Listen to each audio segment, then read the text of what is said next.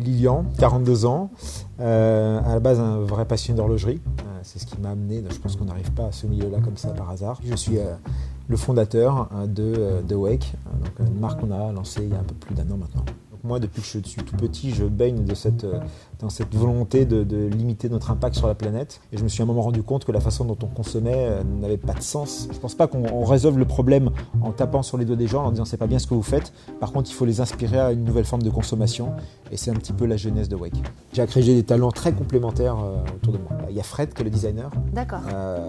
Aujourd'hui, c'est le directeur artistique de la boîte. On est venu le voir en disant nous, on aimerait bien que tu dessines nos montres. Il fait les gars, je sais pas, j'ai jamais dessiné une montre de ma vie. Et donc, mais par contre, l'exercice m'intéresse. En gros, tu deviens un designer renommé quand tu as fait une chaise, enfin un meuble et une montre. Tu vois, dans leur code à eux, tu vois. Et il dit, moi je vais me chauffer sur la montre. Je suis sûr qu'il y aura un jour des chaises Awake, mais c'est un autre sujet. Et puis Ndia, qui lui avait des très bonnes connaissances en termes de sourcing, et donc qui allait être celui qui allait vraiment aller chercher, travailler les matériaux, etc. Que je connais depuis 15 ans. Ah d'accord, donc ce sont des amis de longue date. C'est un projet de pote en fait. C'est un projet de pote. Ouais.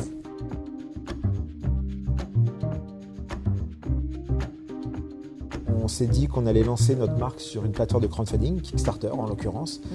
C'était pour nous surtout un test. Et donc du coup, on s'est lancé en juillet sur cette plateforme avec un beau succès, puisqu'on a vendu plus de 1200 montres. 1200 montres. Déjà dans cette démarche-là, une envie d'utiliser des matériaux recyclés et recyclables. On a un bracelet qui est fait à partir de bouteilles de plastique collectées dans les océans. Donc le plastique qu'on utilise est recyclable à l'infini. Et dernier point, il y avait cette technologie solaire qui est pour nous la plus en adéquation avec notre démarche, puisque finalement on se passe de piles et donc on ne crée pas de déchets. Ensuite, ça a été la découverte de ce qu'était la logistique. On a été contacté par le comité d'organisation du G7 en janvier. Donc, quand je disais tout à l'heure qu'on avait livré tous nos clients en décembre, on commençait à souffler. Et là,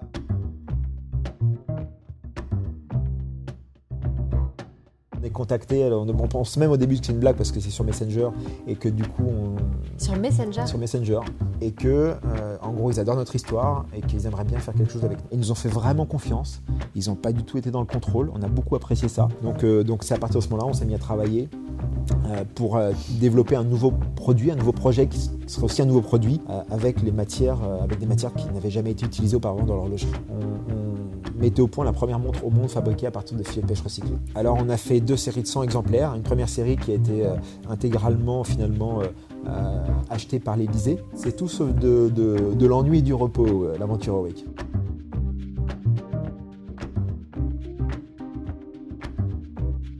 On a créé une marque avec des valeurs fortes, des valeurs d'avenir. Le G7, c'était pas un aboutissement, c'était un détonateur. L'aventure de la marque, elle est vraiment basée sur l'innovation et la créativité. C'est vraiment ce qui va, ce sont nos maîtres mots, c'est notre ADN. Beaucoup d'ambition en termes de recherche et développement.